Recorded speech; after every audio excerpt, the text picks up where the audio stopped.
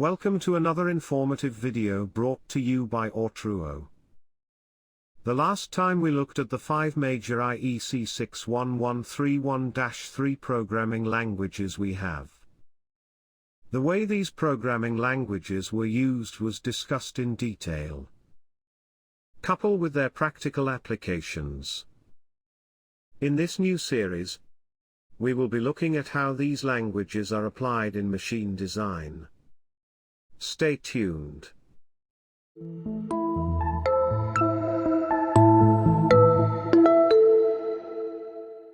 So Hendrick, what type of plant simulation do you want us to design using one of the programmable languages that were discussed in the previous series? Thanks, Andrea. I want a plant simulation that is segmented into 3 major parts.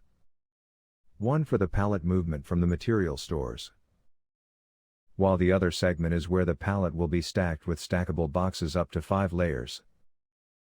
And the last segment is where the pallet that is stacked will be sent to a storage facility. Okay. Perfect, Hendrick. From your illustrations, you want a conveyor and palleting system where everything moves in synchronizations. Lest I forget, we might need to have Laura on board. Her expertise will be handy in some areas. Hi Laura. Can you join us remotely?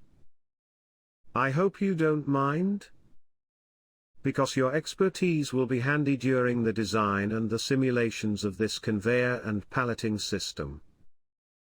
That wouldn't be a problem, Andrea. I will join in just a moment. Now that we are waiting for Laura to join us remotely, let's set up the conveyor and palleting system according to the way you have described it. Perfect, Andrea. From your illustrations, we will need some set of conveyors which will be used to convey the pallet right from here down to the palletizer in feed. Now as the pallet moves from point A to point B, we will need this turn star to change the orientation of the pallet. That way, it will fit perfectly with the other conveyor which will be used to convey the pallet to the palletizer in feed. At the in feed, the pallet will be hoisted up and positioned for box palletization. Again, we will also need another conveyor for box transfer from this point to the palletizer. Now we will set the conveyor support accordingly. We will set the discharge conveyor according.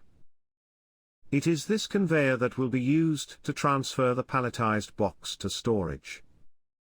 Finally, we will set up the panel, and it is where we will have to press the start and stop button coupled with an emergency stop button and the multi-purpose indicators light. Perfect. Laura just join. Hi Laura. You are welcome. I guess you can see my screen right? Perfect. We just finished setting up the conveyor and the palletizing machine, which is according to Hendrick request. Yeah, I can see that. We have a panel here that houses the start and stop buttons. And it also houses the multi-purpose indicator lights. Perfect, Andrea. Now, the conveyor we have here is the conveyor that will be used to convey empty pallets up to the palletizer, while this conveyor will be used to convey the boxes to be palletized. And the last conveyor here will be used to convey the already palletized box to storage. Perfect. Where are the sensor? Or do you have another special means of data gathering from the field? I was about to do that when you joined. Now, we will have 2 sensors here. One of the sensors is for conveyor backup and the other is to put the turn star conveyor into forward position. While the conveyor that will be used to transfer the pallet to the palletizer, we will be having 3 sensors. One of the sensors will be used to put the turn star back to its rest position, while this sensor will be used to detect conveyor backup. And the final sensor will be used to put the palletizer conveyor back to receiving mode. Of course, just like the turn star. This palletizer has its own sensing sensor or limit switch. However, here we will be having two sensors as well. One of the sensors will detect if the sensor has reached its maximum height. This sensor will be used to trigger the box conveyor. The other is to detect if the sensor is at the base of the conveyor. And finally, we will be having three sensors here. One of the sensors will be used to detect the incoming palletized pallet, while the other will be used to put the turn star into receiving mode. And the other will be used to put the final conveyor into operating mode. Of course, there is a need to rename all these components. Perfect, Andrea. This is a replica of what was described earlier. Pallet and box conveyor couple with a palleting system.